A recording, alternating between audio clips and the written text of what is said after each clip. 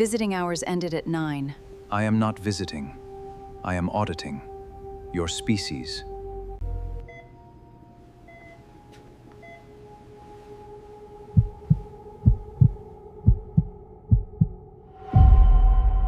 At 3:14 in the morning, Marta Quinn found a man sitting outside room 14 who was not on any hospital roster. That was the first thing that bothered her. The second was the visitor badge hanging from his coat. It looked real enough from a distance. White plastic, black photograph, blue hospital logo. But Marta had worked nights for 22 years. She knew the badge system. She knew the printers. She knew every department that used visitor passes. That badge had never been printed. Marta stopped beneath the corridor lights and watched him. The man did not look lost. He did not look nervous. He simply sat in a gray chair outside room 14, hands resting loosely on his knees, staring at the closed door. A charge nurse walked past him. She did not react. A cleaner pushed a cart within 3 feet of him. Nothing. Marta glanced toward the security camera. The red indicator was on. She looked back at the stranger. He was still there. Visiting hours ended at 9, Marta said. The man slowly turned his head. His face was almost human. Almost. His skin had a faint silver-gray cast under the fluorescent lights. His features were too precise, his posture too controlled. Even his breathing seemed deliberate. I am not visiting. His voice was calm and flat. Marta waited. Then what are you doing here? I am auditing. Auditing what? He looked directly into her eyes. Your species. Marta's hand moved toward the radio clipped to her waist. Then stopped. She looked through the small window in room 14. Ada Boyle was sleeping inside. 91 years old. 91 pounds. 9 days left, according to the doctor who had spoken to Marta earlier that evening. Marta had heard that sentence many times in 22 years. People always wanted a number. 3 months. 2 weeks. 9 days. As if death respected calendars. She looked back at the stranger. You picked a strange place to audit humanity. His expression did not change. I selected this facility because it contains a concentration of your species at its most revealing. Marta raised an eyebrow. That sounds creepy. It is not intended to. That doesn't make it better. For the first time, something almost like confusion crossed his face. Marta recognized it immediately. He was not joking. She sighed. How's it going? The man studied her for several seconds. Poorly. For us? For you. Marta almost laughed. Instead, she checked the hallway clock. 3:14. Then she looked at the stranger again. What's your name? Tuvren. Marta. I know. That made her stop. You know my name? I have reviewed your records. My employment records? Your species records. Marta stared at him. Tuvren remained completely still. I have been alive for 11,000 years, he said. Marta said nothing. I have audited 4,000 worlds. Still nothing. Earth's file will close in 91 hours. Marta's eyes narrowed. And then? Then the continuance reclaims what cannot hold value. The words were delivered without anger. That made them worse. Marta looked through the window again. Ada was still asleep. The monitor beside her bed continued its quiet rhythm. Beep. Pause. Beep. Marta looked back at Tuvren. Are you threatening Earth? No. That's a relief. I am informing you of the process. What process? The reckoning. Marta waited for more. Nothing came. So you're an auditor? Yes. From somewhere off Earth? Yes. And you have 91 hours to decide whether humanity is worth keeping. Tuvren tilted his head slightly. That is an inaccurate simplification. It sounded pretty accurate. The decision has already been calculated. Marta's stomach tightened. Then why are you here? Tuvren looked toward room 14. I require evidence. Marta followed his gaze. Ada? Not only her. He looked down the corridor. At the nurse's station. At the sleeping hospital. At the doors. At the people who would wake tomorrow believing tomorrow was guaranteed. I require observation. Marta considered calling security again. Instead, she pushed open the door to room 14 with her hip. Come inside. Tuvren did not move. You are permitting me access? You said you're auditing us. Yes. Then you'll see better. He stood. Marta noticed something strange as he walked toward her. His footsteps made almost no sound. Not because he was floating. Because he was placing each foot with perfect control. She stepped aside. Tuvren entered the room. The air seemed colder. Marta ignored it. She checked Ida's monitor. She adjusted the Roman 4. She looked at the medication line. Tuvren watched everything. You have worked this shift for 11 hours, he said. Marta looked at him. You're keeping track? I observe. That's what auditors do. Yes. Sounds exhausting. I do not become exhausted. Lucky you. Tuvren looked at Ada. Her condition is terminal. Yes. You know the outcome. Yes. You continue treatment. Yes. Why? Marta frowned. I don't know yet what you're asking. I am asking why you expend resources on a subject whose termination is inevitable. Marta looked at Ada. Then at Tuvren. You really don't understand humans, do you? I have studied your species extensively. That's not what I asked. Silence. Marta pulled a chair closer to Ida's bed. She sat. Tuvren remained standing. Outside the room, the hospital continued its quiet nighttime rhythm. A distant elevator opened. A monitor alarm sounded somewhere on another floor and stopped. Rain tapped softly against the window. Tuvren watched Marta. Marta watched Ada. Neither spoke. Then Tuvren asked the question that had brought him across the stars. What makes a life valuable? Marta looked at him. She could have answered with dignity. With love. With family. With memory. Instead, she looked at the old woman sleeping in room 14. I don't think one answer covers everybody. Tuvren's eyes narrowed. The continuance requires a measurable answer. Then maybe that's your problem. For the first time, the alien looked unsettled. Marta stood and checked Ada again. Tuvren followed her movements. You are not afraid of me. I didn't say that. You should be. Maybe. Then why remain? Marta glanced at the clock. Because I'm working. Tuvren stared at her. Marta almost smiled. Also, if you're going to judge my entire species, you should probably learn what you're looking at. She returned to Ida's bedside. Tuvren said nothing. Marta pulled the blanket higher over Ida's shoulder. Outside, the rain became heavier. Across the city, millions of people slept. Children dreamed. Parents worried about bills. Students studied for exams. Doctors prepared for morning rounds. Nurses changed shifts. People argued, laughed, loved, grieved, and made plans for days they assumed they would live to see. None of them knew that an immortal being had entered their world. None of them knew that Earth had already failed a test they did not know existed. None of them knew that somewhere inside one hospital room, an alien auditor was searching for a reason to let humanity survive. Tuvren looked once more at Marta. Then at Ada. Then at the clock. 3:16. 90 hours and 58 minutes remained. He quietly activated a device beneath his sleeve. A thin field of light appeared between them. Marta saw thousands of symbols moving across it. Worlds. Numbers. Names. Scores. Then one word appeared above everything else. Earth. Beneath it was a single figure. 0. Marta stared. Tuvren closed the display. Your species has already been judged. Then what am I doing here? Tuvren looked toward her. Giving you a chance to prove the judgment wrong. Marta held his gaze. For the first time that night, she understood that the stranger outside room 14 was not there to save humanity. He was there because humanity had almost run out of time. And somewhere beyond the hospital walls, something ancient was waiting for the clock to reach 0. The countdown had begun. At 3:17 a.m., Tuvren stood beside Ada Boyle's bed and watched Marta Quinn work. He had expected medicine.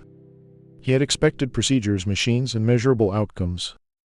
Instead, he watched a tired human woman adjust a blanket, check a line, wet an old woman's lips with a sponge, and moved through the room with the quiet confidence of someone who had done these things thousands of times. Ada Boyle was 91 pounds. She was asleep. Her breathing was shallow, her silver hair spread across the pillow, her hands resting loosely above the blanket. Tuvren studied the monitor. The numbers told him what he needed to know. Her body was failing. There was no meaningful recovery. There was no intervention capable of changing the final outcome. He looked at Marta. You are expending effort on an outcome you cannot alter. Marta continued checking the Roman 4. Good morning to you too. She will die. I know. You know the exact probability of termination. Marta finally looked at him. She's dying, Tuvren. She isn't a math problem. That is precisely what I am saying. He stepped closer to the bed. Your actions have no measurable effect on the conclusion. Marta glanced at Ada. Then she noticed the pillow. It had shifted slightly beneath Ida's head. Without thinking, Marta reached down and moved it exactly 2 inches. Tuvren watched. His eyes narrowed. Clean this. Marta looked at the pillow. What? You changed its position. She was uncomfortable. How do you know? Because I know her. Tuvren looked at Ada. She is unconscious. Not completely. She cannot communicate. She doesn't have to. Tuvren's expression remained still. You have altered nothing of consequence. Marta pulled the blanket higher over Ida's shoulder. She's more comfortable now. That is not a result. Marta paused. Then she looked directly at him. The result is she's comfortable now. Tuvren said nothing. The silence between them felt strangely heavy. Marta returned to her work. After several seconds he asked, for how long? She shrugged. Until it changes. And then? I fix it again. Tuvren stared at the pillow. 2 inches. A movement so small that no instrument in his civilization would have recorded it. Yet Marta had done it without hesitation. Now is not a result, he said. Marta's hand stopped. Now ends. She smoothed the blanket. Everything ends. Tuvren went completely still. His civilization had refined the concept of value into a science. The Vashan measured continuity, knowledge, memory, preservation. A Vashan who learned something kept it forever. A discovery made 10,000 years ago remained accessible. A mistake could be reviewed by the same mind that made it. Nothing important disappeared. Nothing meaningful had to be rebuilt. Nothing was truly lost. They did not forget. They did not decay. They did not need to pass knowledge from one generation to another because generations barely mattered. A Vashan could remember what their ancestors had experienced personally. They carried entire histories inside themselves. Earth had been evaluated 4 times. Tuvren activated a thin projection from his wrist. A column of symbols appeared above the bed. Your species has accumulated approximately 90 years of useful knowledge per individual. Marta frowned. 90? Your average lifespan. And? You lose it. Marta frowned.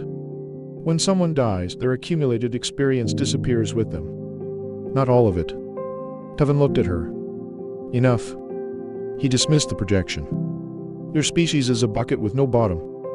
Marta's expression hardened. That is a terrible thing to call people. It is not an insult. It sounds like one. It is an evaluation. Marta crossed her arms. What's the difference? An insult expresses emotion. And an evaluation? An evaluation determines whether something has value. Marta glanced toward Ada. So that's why you came here? Yes. To decide whether we're worth keeping. Yes. And if we're not? The continuance reclaims what cannot hold value. The words were delivered without anger. That made them worse. Marta looked at the sleeping woman. Then at Tuvren. You've done this before. 4,000 times. You've watched 4,000 civilizations. 4,000 worlds. And how many survived? Tuvren did not answer immediately. That depends on the definition of survival. Marta shook her head. You people really love definitions. We require accuracy. You require distance. Tuvren looked at her. Marta continued. You stand outside a room, watch someone die, record the numbers, and decide whether their life counted.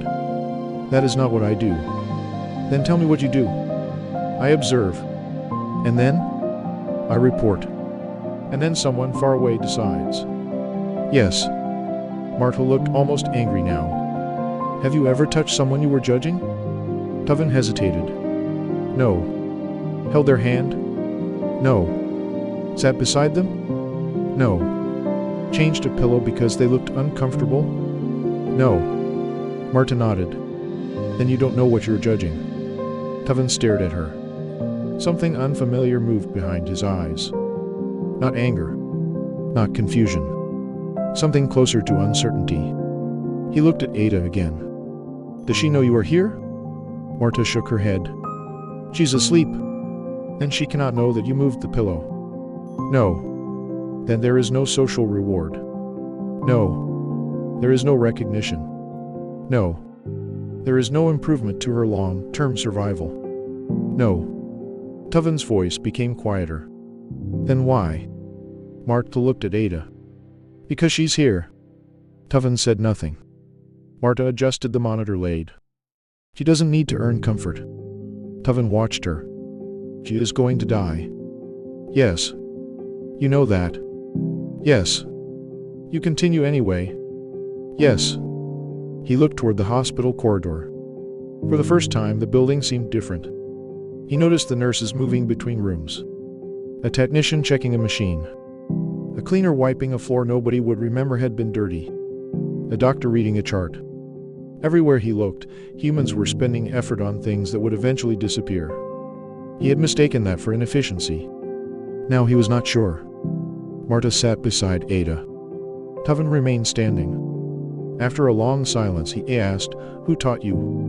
Marta looked at him. Taught me what? How to do that? She looked at the pillow. Ada. Tuvren turned toward the old woman. Ada taught you? 22 years ago. How? Marta looked down at her hands. She showed me. Tuvren waited. Marta did not explain further. The monitor continued its steady rhythm. Tuvren listened. For 11,000 years, he had believed memory was the highest form of preservation. But Marta had just demonstrated something his civilization had never measured. A lesson could survive without the person who taught it. A gesture could move from one life to another. A human could disappear, and something they had done could remain. Tuvren looked at Marta. You remember everything Ada taught you? No. Then some of it is lost. Probably. And you accept that? Marta looked toward the sleeping woman. No. Tuvren's eyes sharpened. Marta continued. I accept that I can't keep everything. But I can keep something. Tuvren said nothing. Outside the room, the clock changed. 3:18 a.m. 90 hours and 42 minutes remained. Tuvren looked at the old woman again. Then at the nurse. Then at the 2 inches of space beneath Ida's head. For the first time since arriving on Earth, the immortal auditor wondered whether death was actually the thing making humanity weak. Perhaps it was the reason humans had learned to carry one another. Perhaps loss was not the failure of continuity. Perhaps loss was what made continuity necessary. And if that was true, then the Vashan had misunderstood humanity for 11,000 years. Tuvren looked at Marta. What happens when you die? Marta smiled faintly. Someone else takes my place. The answer disturbed him more than anything she had said. Because for the first time, he understood that humans were not trying to preserve themselves. They were preserving what came after them. And that was something the Vashan had never needed to learn. He came back the next night. Marta noticed him before the doors opened. At 3:02 in the morning, Tuvren was standing at the end of the corridor, perfectly still, watching the nurses move between rooms. You're back, Marta said. I was not finished. With the audit? With the observation. Marta nodded toward the coffee machine. Then observe from there. The good coffee is gone. Tuvren looked at the machine. I do not consume stimulants. Then you're missing half of nursing. He followed her anyway. The next night he came back again. And the night after that. He never announced himself. He never asked permission. He simply appeared somewhere in the hospital and watched. At first Marta found it unsettling. Then she realized something. Tuvren was learning. Not medicine. Not technology. People. He watched nurses remember which patients hated the lights. Which ones wanted the window open. Which ones needed silence. Which ones became frightened when strangers entered their rooms. He watched Marta work. And he watched her teach. One morning, a 24-year-old nurse named Priya stood beside Marta in room 14. Marta handed her a pillow. 2 inches. Priya frowned. 2 inches from where? From where it is now. Priya adjusted it. Wrong. Marta said nothing. Priya tried again. Still wrong. Tuvren watched from the doorway. On the 3rd attempt, Priya moved it exactly where Marta wanted. Marta gave a small nod. Better. Tuvren stepped closer. That gesture is older than you. Priya looked confused. Marta smiled. It's older than Ada. Tuvren looked at the sleeping woman. You learned it from her? 22 years ago. And she learned it from someone? Marta nodded. Probably. Tuvren looked from Marta to Priya. No record exists of this transfer. Marta shrugged. Most useful things aren't written down. Tuvren stared at the pillow. He seemed almost disturbed. You have transmitted information without preserving the original source. Marta smiled. That's called teaching. The word stayed with him. Teaching. The Vashan preserved everything. But humans pass things forward. There was a difference. Tuvren did not understand it yet. He would. Later that night, Marta began a double shift. By 4 in the morning, her eyes were heavy. By 6, she had forgotten when she had last sat down. At hour 19, she was closing the bed rail when her finger caught between the metal sections. There was a sharp crack. Marta froze. Tuvren heard it from the corridor. He appeared beside her almost immediately. You are injured. I'm fine. He looked at her hand. The finger was already swelling. You are not fine. Marta reached for medical tape. I'm on shift. You have fractured a bone. Probably. Why are you continuing? Because I'm on shift. She taped the injured finger to the one beside it. Tuvren watched. You have suppressed a fracture for the length of a work period. Marta returned to the patient's bed. I'll deal with it later. You require treatment. I require 5 more hours. That is irrational. Maybe. She checked the patient. Tuvren followed. The Vashan could not be injured.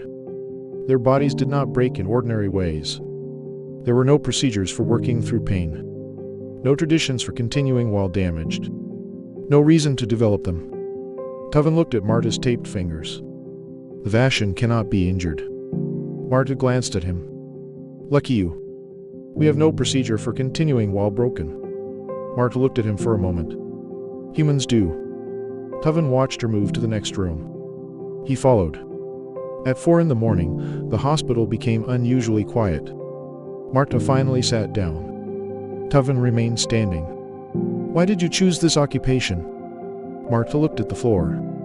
I didn't. You did not choose nursing? I chose it eventually. That is not an answer. Marta smiled faintly. You're very persistent. I have had 11,000 years to practice. Marta looked at him. Then she sighed. Somebody sat with my mother. Tuvren waited. I was 19. Her voice became quieter. She was dying. I couldn't do it. Why? Because I was 19. She rubbed her thumb against the edge of her ID badge. I thought if I stayed in the room, I would fall apart. Tuvren said nothing. A nurse sat with her instead. You knew this nurse? No. Did you thank her? I never got her name. Tuvren looked genuinely confused. Then why do you continue the behavior? Marta looked toward room 14. Because somebody did it for me. You are repaying a debt to a person you cannot identify. Marta shook her head. I'm passing it on. Tuvren waited. Not the same thing. The sentence remained in the air. Tuvren looked at her. For 11,000 years, he had carried memories of everything. Every world. Every war. Every civilization. Every failure. Every name that mattered. He had believed memory was the same thing as continuity. Now he wondered if he had misunderstood the difference between remembering something and giving it to someone else. Marta stood. Her shift was not over. Tuvren watched her walk back toward the rooms. "You are damaged," he said. She glanced over her shoulder. "So are you." Tuvren stopped. Marta smiled. "I just don't think you know it yet." Then she disappeared into the next room. Tuvren remained alone in the corridor. He looked at the taped finger, then at the closed door. He activated his wrist display. A Vashon analysis appeared. Physical injury, functional impairment, projected recovery. All of it was measurable, but none of it explained why Marta kept working. He searched the word teaching, then memory, then inheritance. Finally, he searched something he had never needed before. Why continue while broken? The system returned no useful answer. For the first time in 11,000 years, Tuvren encountered a question his civilization had never thought important enough to ask. At 5:11 a.m., Marta returned to the nurse's station. Tuvren was still there. "You haven't left?" "No." "You've been standing there for hours." "Yes." "Why?" He looked at her taped finger. "I am trying to understand." Marta poured herself coffee. "Good luck." "What happens when you cannot continue?" Marta took a sip. "Someone else takes over." Tuvren looked toward Priya, who was helping another nurse at the far end of the ward. "Someone else. That's how it works. And if they do not know what you know?" Marta looked at Priya. "Then I teach them." Tuvren stared. The answer was simple. Almost painfully simple. A human did not need to survive forever for knowledge to survive. A person only needed to make sure someone else knew what to do next. Marta had learned from someone whose name she could not remember. Ada had taught Marta. Marta was teaching Priya. And Priya would eventually teach someone else. The source could disappear. The lesson could continue.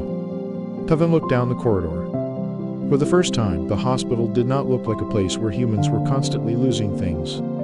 It looked like a place where humans were constantly handing things over.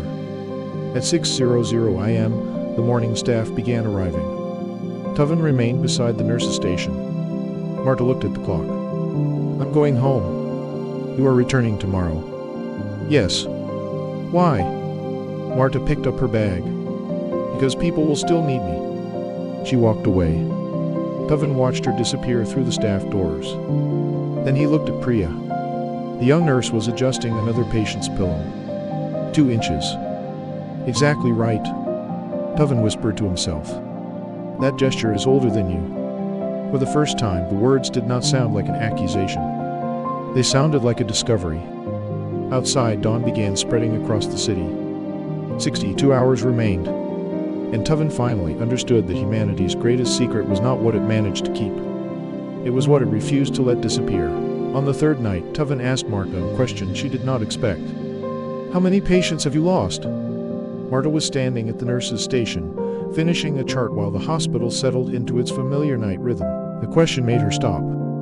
"Lost. Patients who died while under your care." Marta looked at him. "You want a number?" "Yes." She thought for a moment. Then she began listing names. "Walter, room 12. He wanted the window open even when it was freezing." Tuvren listened. "Ruth," she sang whenever she was scared. Another name. "Denny. His mother apologized every time she cried." Marta continued. She did not read from a file. She did not check a computer. She remembered. Room numbers. Faces. Families. The things patients had feared. The things they had asked for. The people who had arrived too late. The people who had stayed. Tuvren stood perfectly still. Marta kept going. "Mr. Alvarez hated hospitals. Mrs. Jen wanted her dog brought inside. Thomas asked me if his daughter would be okay." She paused. She was. Tuvren watched her. Marta continued. "Some wanted music. Some wanted silence. Some wanted someone to hold their hand." "How many?" he asked again. Marta shrugged. 3,000 and something. Tuvren stared at her. "You do not know the exact number?" "No." "Then your memory is incomplete." "Of course it is." You have lost information. I've lost people. The distinction silenced him. Marta returned to the chart. Tuvren remained in the corridor. For 11,000 years, he had believed memory was the highest form of continuity. The Vashan preserved everything. Every fact, every face, every discovery. Nothing disappeared unless the continuous deliberately removed it. Their civilization had built entire systems around preservation. They believed that was why they were superior. Humans were different. Humans forgot names, lost memories, lost people, lost entire generations. Yet Marta had just recited dozens of lives without consulting a single record. She did not remember everything. She remembered what mattered. Tuvren finally spoke. The audit is wrong. Marta looked up. What? You do not store continuity in bodies. She waited. You store it in each other. The words sounded strange coming from him. Marta lowered her chart. Tuvren continued. Your dying is not the failure. He looked toward room 14. It is the reason the handing over has to happen at all. Marta said nothing. A species that never loses anything never has to teach anyone anything. Tuvren looked down at his hands. We have kept everything for 11,000 years. His voice became quieter, and taught no one. Marta studied him. Then tell them. I tried. What happened? I filed the dissent 1 hour ago. And? It was refused. Why? Tuvren hesitated. For the first time since Marta had met him, he looked afraid. Because I risked nothing. Marta frowned. Tuvren continued. A Vashan witness cannot lose. He looked toward the hospital rooms. Our testimony is worth nothing because it costs nothing. Marta slowly understood. The continuance won't listen to you. No. Because you can't be hurt. Tuvren nodded. The sentence seemed to weigh on him. Marta had spent 22 years watching people discover what they valued only when they were close to losing it. She wondered if Tuvren was beginning to understand the same thing. Tuvren followed her to the nurse's station. You remember all of them? No. You just named them. I remember some things about them. Why those things? Marta considered the question. Because those are the things people leave behind. They are not records. No. They are not measurable. Not easily. Then how do you preserve them? Marta looked down the corridor. Sometimes you tell someone. Like Priya? Exactly. And if Priya forgets, someone reminds her. And if everyone forgets, Marta gave him a tired smile. Then maybe the lesson wasn't important enough. Tuvren looked troubled. Your species accepts uncertainty. We live with it. You accept death. We don't like it. But you continue. That's the point. Tuvren looked toward room 14. Ida will be remembered. Marta's expression softened. Maybe not by everyone. Then she will be lost. Marta shook her head. Not completely. How do you know? Because she changed me. Tuvren said nothing.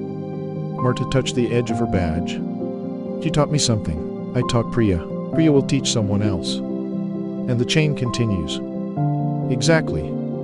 Even when the original person is gone. Especially then. The answer remained with him as they walked back toward room 14. Tuvren did not understand his sudden fear. At 5:17 in the morning, Marta returned to room 14. Ada was awake. Only barely. Her eyes opened when Marta entered. Tired? Marta asked. Ada gave the smallest smile. Always. Marta pulled the chair closer. Tuvren stood outside the room. Ada noticed him. Who's that? Marta glanced toward the doorway. Someone visiting. Ada looked at Tuvren for several seconds. He looks worried. Marta smiled. He is. Ada closed her eyes again. Marta took her hand. She did not say anything. She did not need to. At 5:40 a.m., Ada Boyle died. Marta was holding her hand when it happened. She felt the final movement disappear. She waited. 1 minute. Then another. 11 minutes passed before she let go. Tuvren watched every second. He had seen worlds die. He had watched oceans disappear beneath volcanic storms. He had witnessed cities collapse. He had recorded the final moments of civilizations older than human history. None of it had prepared him for 11 quiet minutes beside one hospital bed.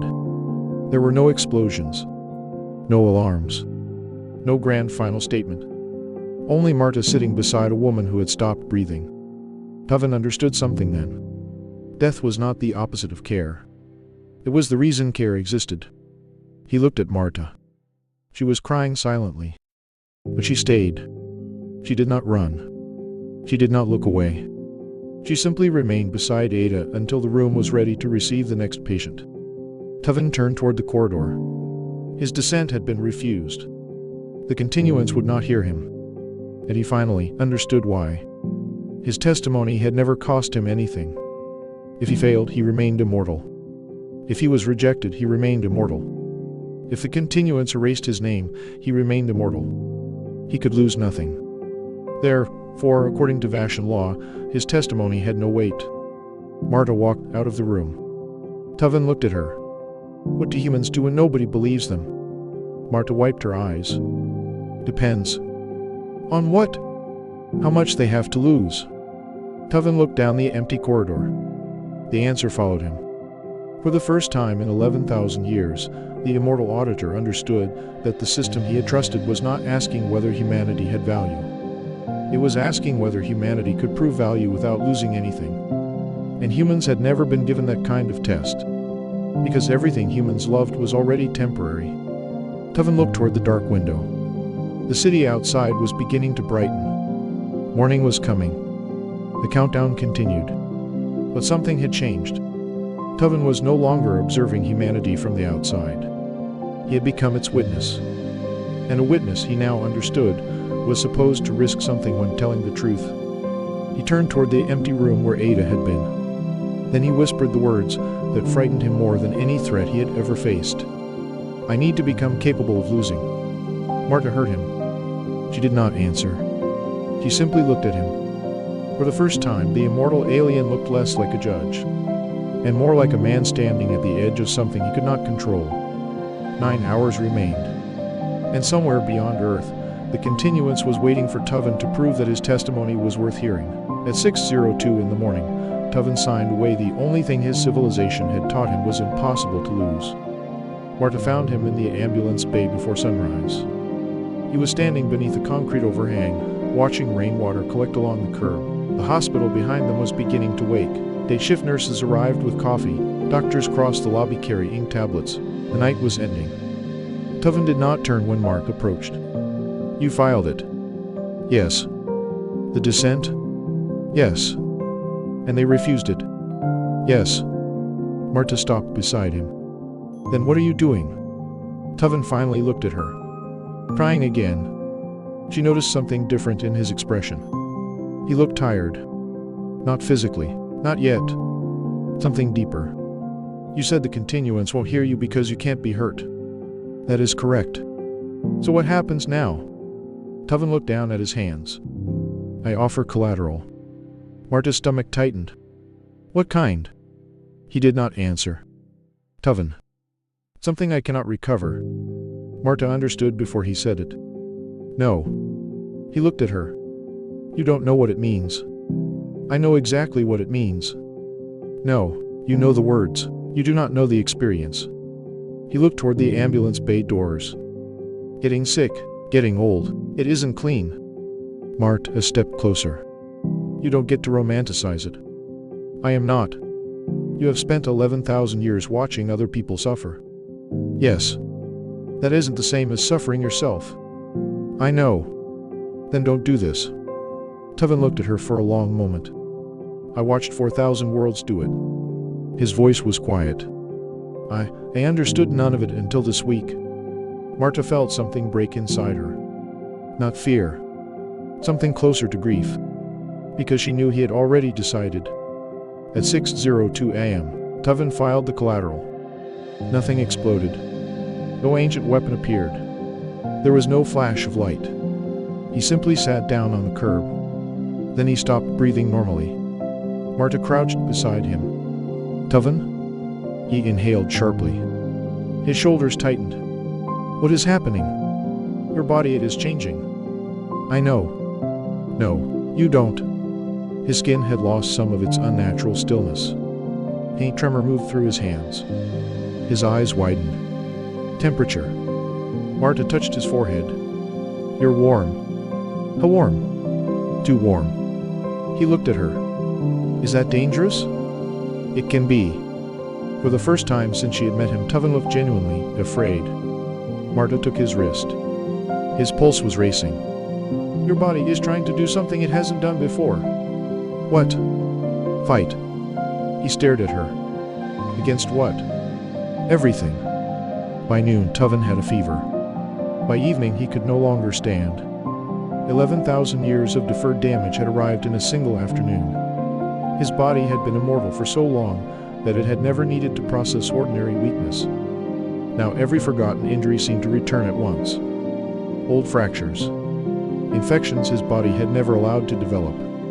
Tissue that had never been allowed to age. Pain that had been postponed for millennia. Tuvren lay in a hospital bed while Marta checked his temperature. Again, he whispered. It's going down. Your voice changed. So did yours. He looked at her. I don't like this. I know. I cannot control it. I know. That is unacceptable. Marta almost smiled. Welcome to being human. Tuvren closed his eyes. Then his hand tightened around the sheet. Wait. Marta leaned closer. What? I am afraid. The words were barely audible. Marta sat beside him. You're allowed to be. No Vashan has said that in 11,000 years. Then you're overdue. Marta had seen that fear before in patients who had just learned they were dying. It was not weakness. It was the mind reaching for familiar ground after the ground disappeared. She adjusted his blanket, checked his pulse again, and stayed. Tuvren watched her hands. For the first time, he understood that courage was not the absence of fear. It was staying anyway, even when nothing was certain.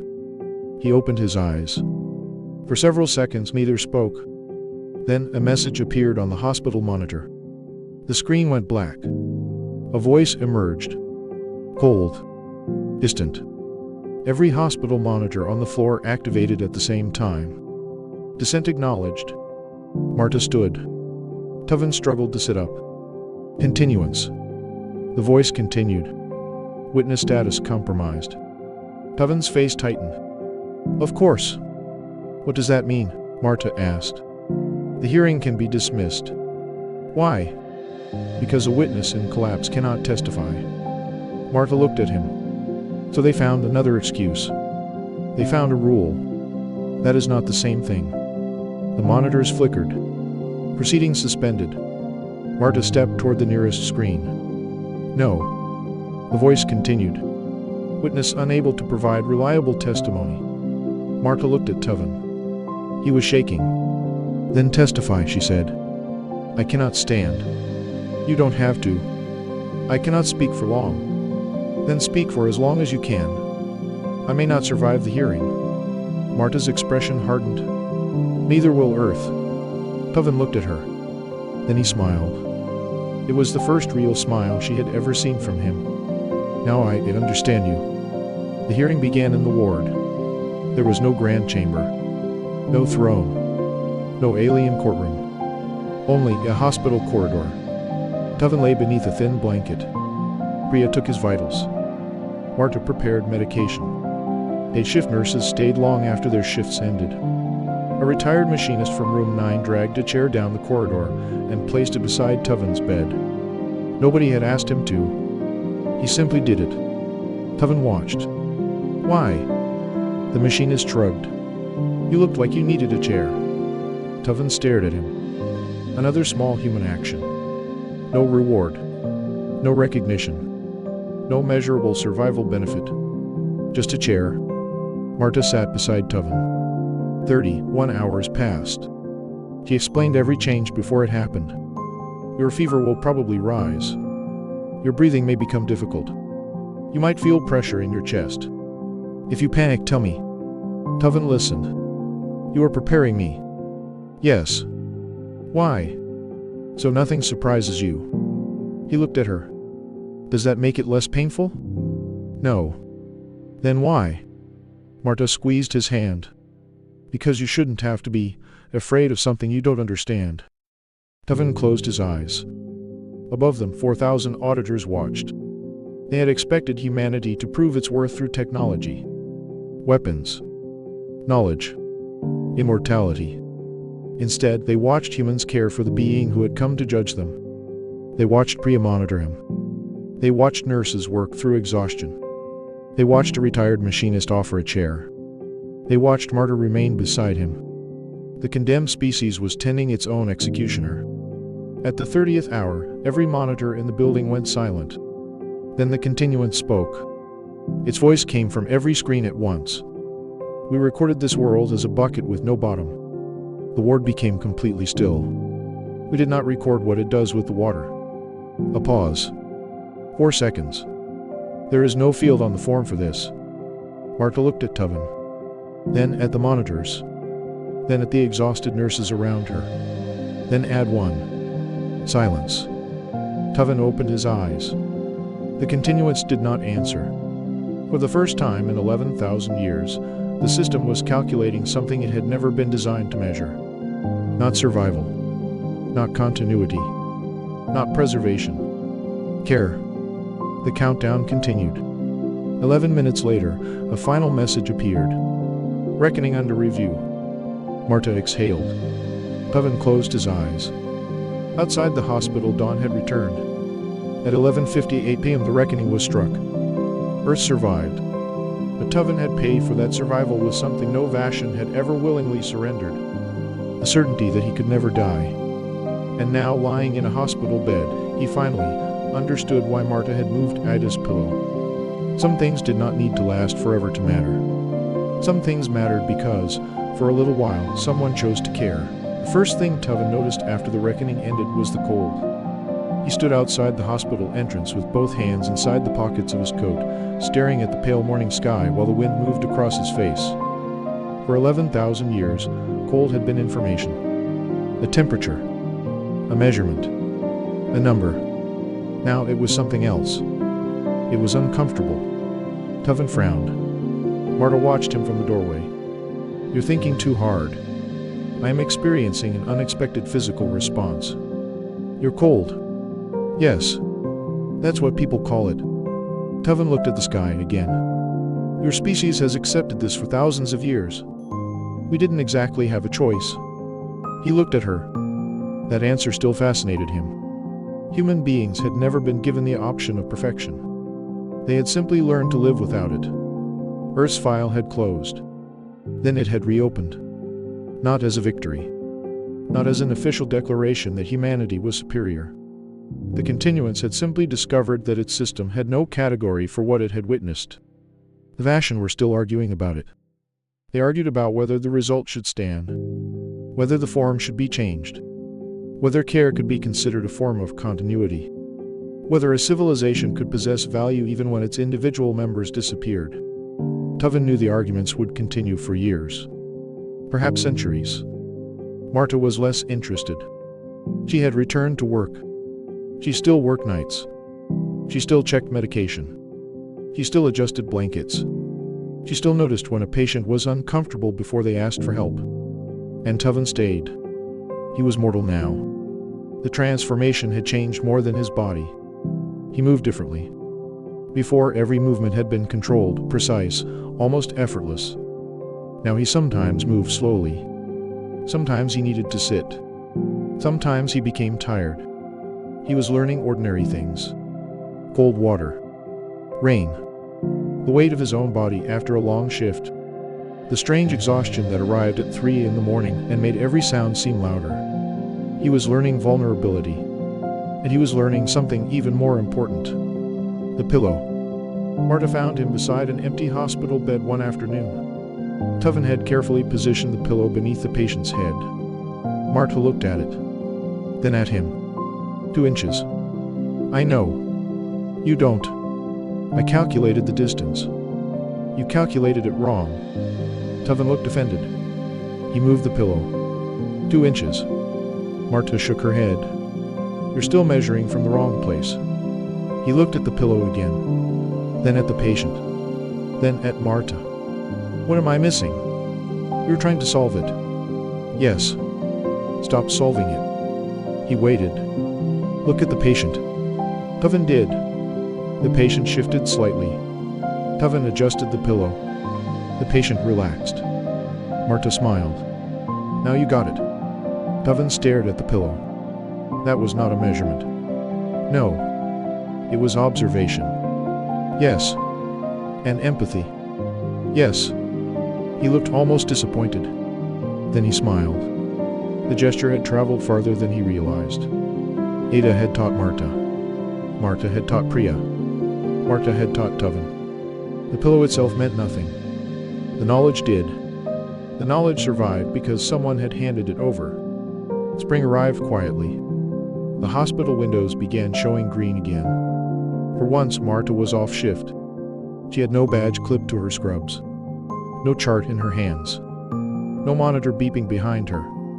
She wore an ordinary jacket. Tuvren walked beside her. They went to the corner and back.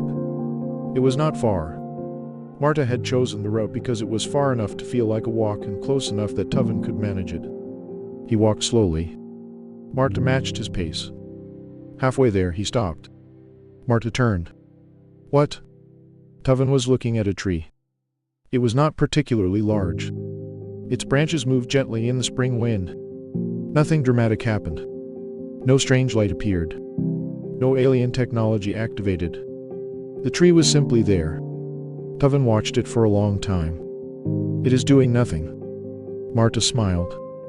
It's a tree. It has no apparent objective. Not everything needs one. Tuvren looked at the leaves. I have 11,000 years of memory. Marta waited. And 40 years left. She looked at him. Maybe 50. He nodded. Perhaps. Then he looked back at the tree. That is a poor exchange. Marta smiled. You've got a lot of experience. Use it. For what? To live. He looked at her. The word seemed larger than it should have been. Live. Not preserve. Not record. Not calculate. Live. Tuvren continued walking. His steps were slower now. His breathing was heavier. Marta noticed. You okay? Yes. You're tired. Yes. Want to go back?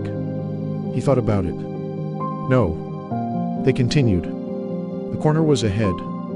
Every step mattered because there were no infinite steps anymore. Every morning mattered because there would not be 11,000 years of them. Every conversation mattered because eventually there would be a last one. He understood something the Vashan had never needed to understand. A finite life did not make every moment worthless. It made every moment precious. Marta reached for his hand. He looked down. Her fingers closed around his. His grip was weaker than it had once been. Warm. Human. Temporary. Tuvren looked at their hands. Your hands are warm. So are yours. I remember when temperature was only a measurement. And now? He thought about it. Now I understand why you complain about winter. Marta laughed. They stood beneath the tree. The city moved. Cars passed. People walked to work. Someone across the street carried a paper bag. A child ran after a ball. Life continued without ceremony. Tuvren looked at Marta. Someday you will die. Marta's smile faded. Yes. And I will remember you. I hope so. I will remember everything. Marta squeezed his hand. You don't have to remember everything. Tuvren looked at her. Then what should I remember? She smiled. This. He looked around. The tree. The street. Her hand. The morning. The fact that he was tired. The fact that he was alive. He nodded. I will. They began walking again. Marta glanced at him. Someday I'll be the one sitting with you. Tuvren stopped. He looked at her the way he considered everything. Slowly. Completely. All the way through. For 11,000 years he had feared nothing. He had watched civilizations rise and disappear. He had carried memories across ages. He had believed immortality was the highest form of existence. Now he understood that the thing he had wanted was not endless life. It was not perfect memory. It was not the ability to preserve himself forever. It was this. Someone beside him. Someone willing to stay. Someone who would know when he was afraid. Someone who would adjust the pillow. Someone who would sit through the night. Someone who would hold his hand when the time came. Tuvren looked at Marta. I know. She waited. That was the part I wanted. They continued toward the corner. Slowly. Together. And for the first time in 11,000 years, Tuvren was not measuring how much time remained. He was simply living it.